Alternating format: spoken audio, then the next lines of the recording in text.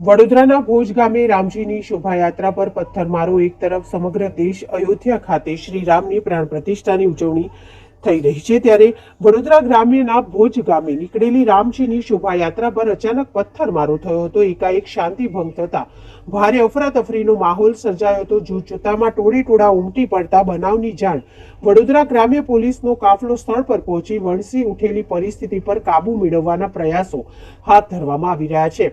આ બનાવની મળતી પ્રાથમિક માહિતી અનુસાર વડોદરા ગ્રામ્યના પાદરા સ્થિત ભુજ ગામે આજે રામ ભક્તો દ્વારા રામજીની શોભાયાત્રા કાઢવામાં આવી હતી. આ શોભાયાત્રામાં મોટી સંખ્યામાં લોકો જોડાયા હતા, જેમાં યુવાનો સાથે મહિલા પણ આ શોભાયાત્રામાં જોડાઈ હતી. મોટી સંખ્યામાં શોભાયાત્રામાં જોડાયેલા રામ ભક્તો શ્રી રામ પ્રાણ પ્રતિષ્ઠા ઉજવણીમાં લીન બન્યા. બીજી તરફ બનાવની જાણ સ્થાનિક પોલીસને થતા પોલીસનો કાફલો ઘટના સ્થળે પહોંચી ગયો હતો. વડુ પોલીસ સ્ટેશનના સ્ટાફ સહિત વડોદરા ગ્રામ્ય પોલીસનો કાફલો તાત્કાલિક સ્થળ ઉપર પહોંચી ભારે અગ્નિ જેવી સ્થિતિ પર કાબુ મેળવવા પ્રયાસો હાથ ધરવામાં આવી રહ્યા છે. જો કે આ પથ્થરમારો કયા કારણસર થયો છે તેવી તમામ વિગતો મેળવવા પોલીસે તજવીજ હાથ ધરી છે.